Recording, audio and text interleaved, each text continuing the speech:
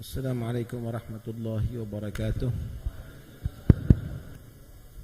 Bismillah walhamdulillah wassalatu wassalamu ala rasulillah Sayyidina Maulana Muhammad bin Abdullah wa ala alihi wa sahbihi man walahu la hawla wa la quwwata illa billah, amma ba'd.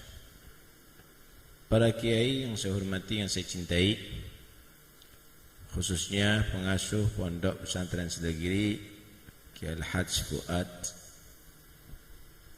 hadirin sekalian dan rahmati Allah Subhanahu wa taala.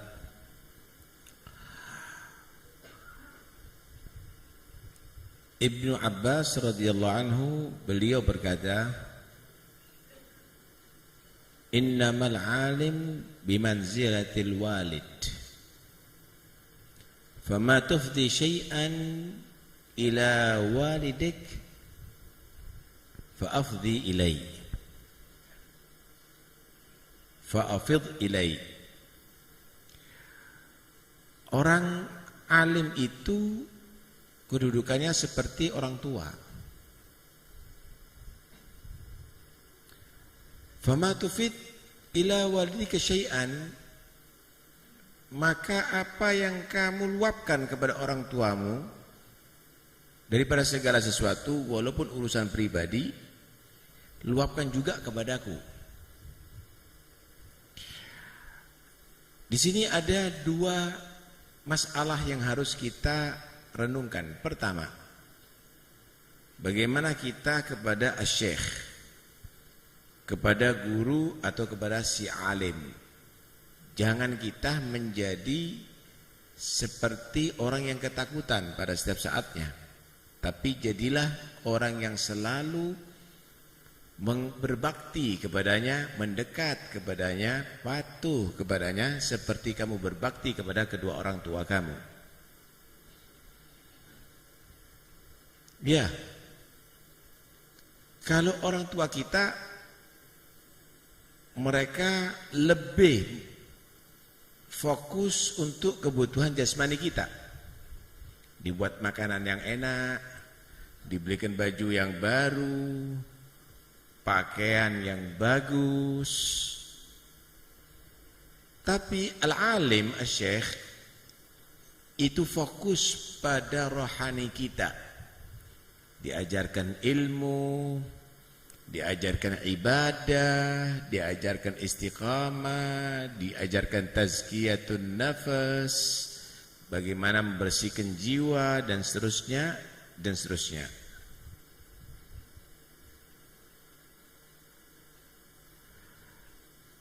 Karena itu dikatakan dalam satu bait, ugaddimu ustadzi ala nafsi walidi wa in nalani min walidil karam wasyaraf fahada murabbir ruh warruhu jauharun wa hadha murabbil jasad wal jasad kasadaf.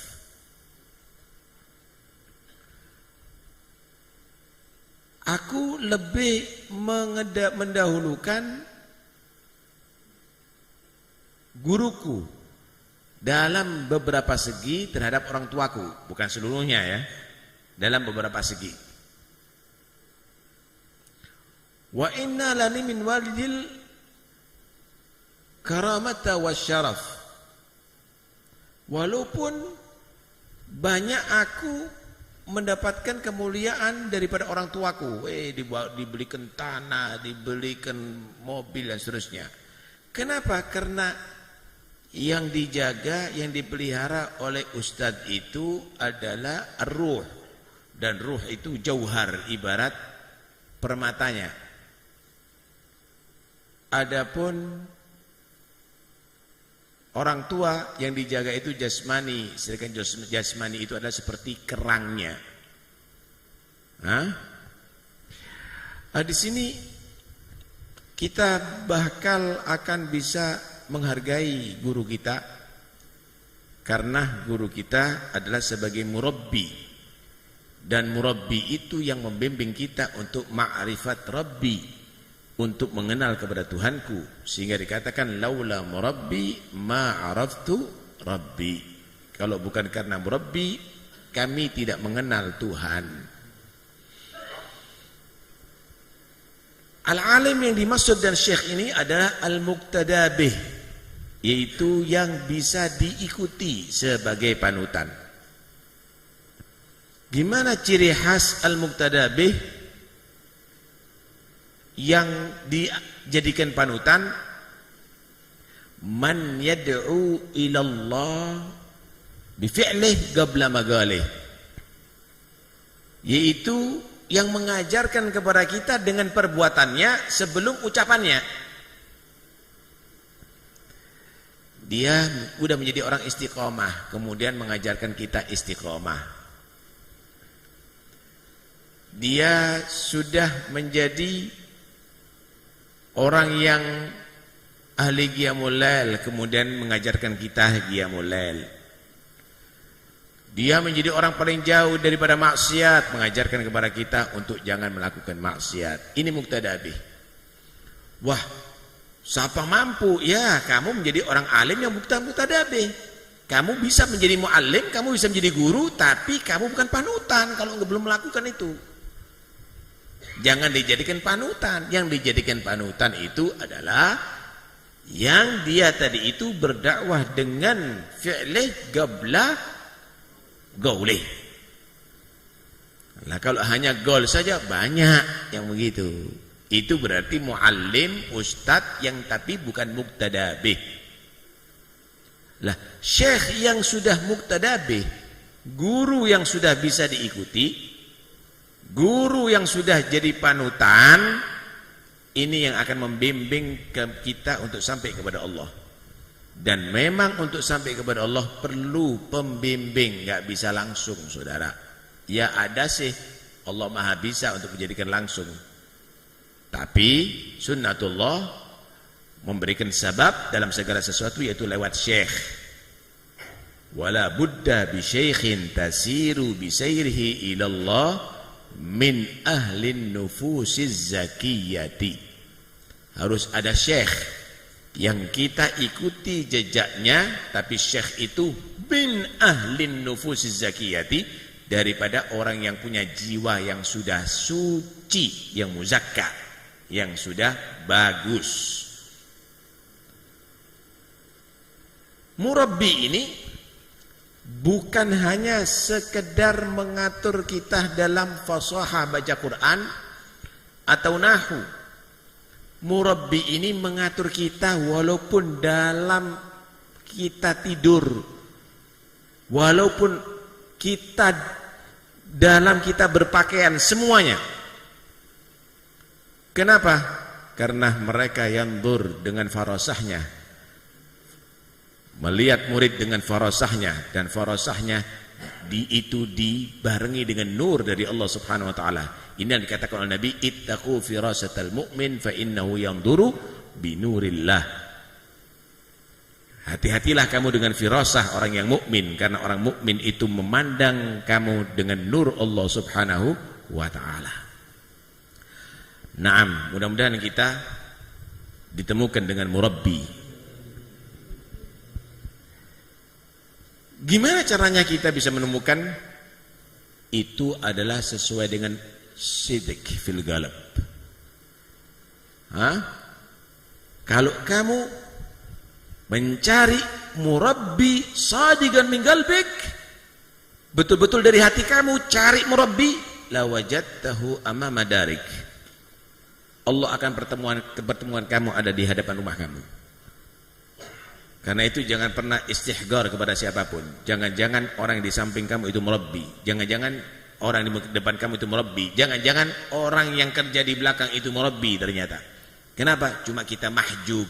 Kita anggap yang naik Alphard itu murabbi. Kita anggap yang rumahnya gedong itu murabbi. Kalau kita shadik, mencari dari hati orang yang membimbing kita untuk sampai kepada Allah, akan Allah pertemukan itu ya ikhwani. Lanahdiyannahum subulana, asal kita menjadi orang yang shadik. Yang kedua, bagaimana seorang alim bersikap terhadap murid, maka dia harus seperti walid. Yarham bihim, rahmat kepada murid. Yad'u lahum, selalu mendoakan kepada si murid. Orang alim itu enggak ada benci atau marah kepada orang yang dianggap awam atau muridnya. Penuh hatinya dengan rahmat, enggak ada kejam. Kadang-kadang baru jadi ustad, tersinggung dikit, doanya 7 turunan, mudah-mudahan agak selamat. Enggak bisa. Orang yang alim itu rahmat. Dia tidak akan benci kepada satupun muridnya karena dianggap seperti anaknya. Dia selalu mendoakan. Dalam setiap doa-doanya selalu diselipkan murid-muridnya. Kalau dia haji umroh, ketika menghadap Ka'bah selalu yang diingat muridnya. Kalau dia sujud di tengah malam, yang diingat muridnya. Hadza wal alim. Ini orang yang alim. Dan setiap saatnya dia kontrol itu murid. Sama dengan orang tua itu. Akan dia tadi itu benar-benar sensitif. Kalau anaknya susah itu terasa. Kalau anaknya sakit itu terasa, sensitif. Orang yang alim beneran itu kepada muridnya itu sensitif. Dia akan tahu ini kenapa, ini sebabnya apa, kenapa kamu nggak punya duit. Orang tua biayai anak, bukan anak biayai orang tua. Orang tua yang berusaha bagaimana anaknya tadi ini tercukupi semua kebutuhannya, bukan anak-anaknya mencukupi semua kebutuhan orang tua. Jangan dibalik. Orang tua itu yakhdum, dia yang bekerja untuk kemaslahatan anaknya, bukan menyuruh anaknya untuk bekerja, dirinya duduk ada di rumah. Karena itu al-alim khadimut thalabah. Orang alim itu adalah pembantu murid, bukan mustakhdimut thalabah, bukan minta dilayani oleh murid. Dua hal ini harus betul-betul dilakukan, maka terjadilah nanti al-alimus shadiq dan terjadi talibul ilmi shadiq. Lah kalau sudah keduanya klop, akan terjadilah di situ ilm yang jadi nur nanti ya ikhwani. Karena itu kita rindu dengan orang-orang seperti Kiai Hasani, ya? Tidak ingin tampil, nggak pernah ambisi untuk tampil, nggak pernah ambisi. Ini sekarang kan udah ambisi ingin jadi tampil gitu, ingin tampil. Tapi Kiai Hasani tidak pernah ambisi untuk tampil. Bahkan orang lain yang suruh tampil, yang mungkin ilmunya di bawahnya dia yang suruh tampil, dia nggak mau tampil. Nggak mudah jadi orang tawadhu, saudara, nggak mudah. Nggak pernah ceramah Kiai Hasani, nggak mudah jadi orang menjadi pendengar, nggak mudah. Karena itu katakan min fitnatil alim an yakunal kalam ahabba ilaihi minal istima'. Termasuk fitnahnya orang alim itu seneng komentar, seneng ngomong, nggak seneng dengarkan.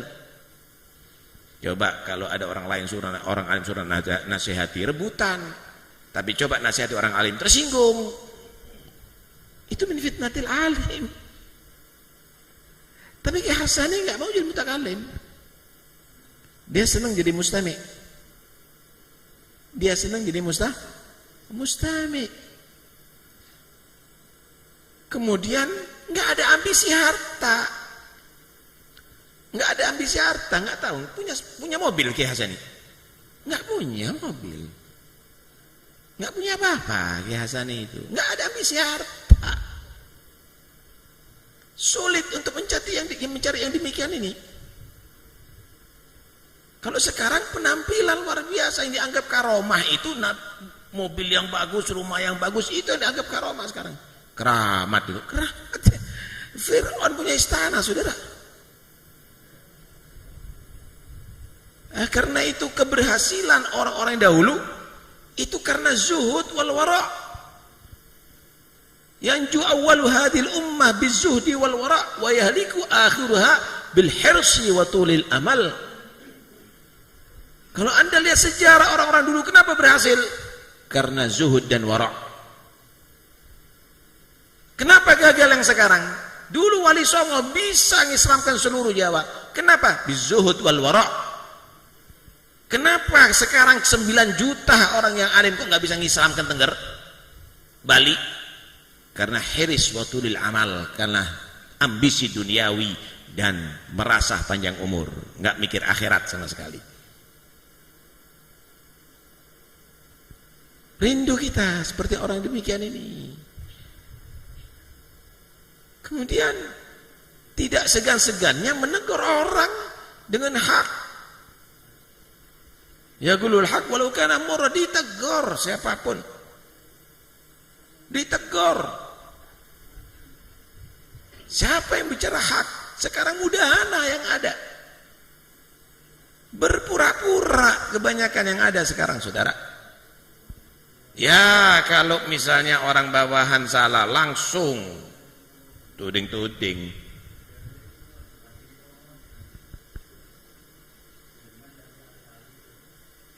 Kenapa?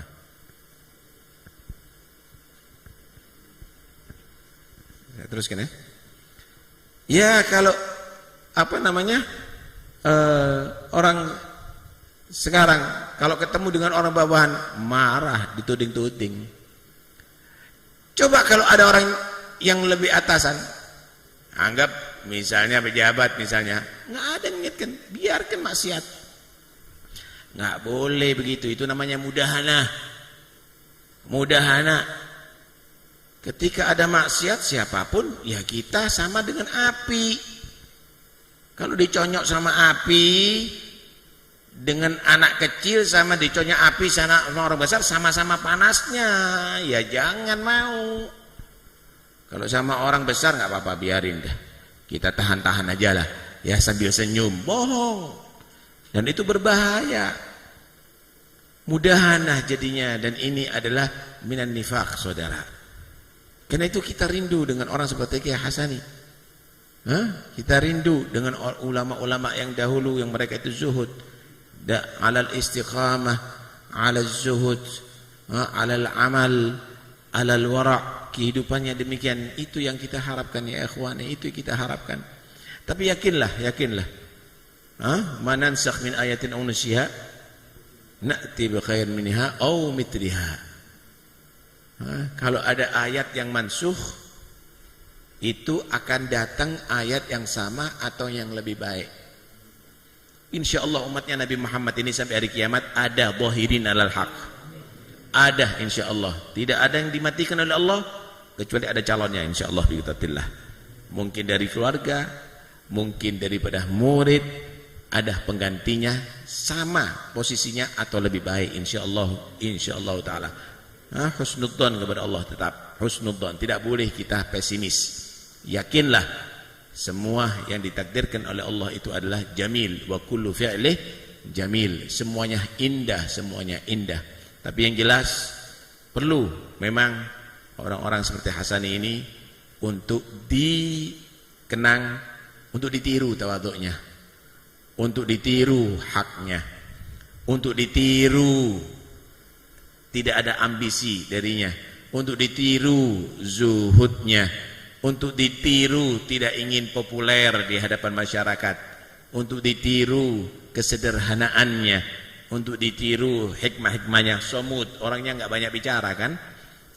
Orang nggak banyak bicara. Ini man somata najah. As-somtu hikmah wa qalilun fa'iluh. Sedikit memang orang jadi somut, orang banyak diam, saudara. Yang banyak komentar banyak di warung-warung, banyak di pasar, saudara. Karena itu ayo kita bisa menjadi orang-orang yang bisa mengikuti jejak beliau dan rahimahullah rahmatul abrar. Mudah-mudahan kuburannya menjadi kuburan surga, dan mudah-mudahan insyaallah Kiai Hasan menjadi orang yang berbahagia, diangkat derajatnya oleh Allah Subhanahu wa taala. Amin Allahumma amin. Wa sallallahu ala sayyidina Muhammad wa alihi wasallam. Alhamdulillahirabbil alamin. Wassalamualaikum warahmatullahi wabarakatuh.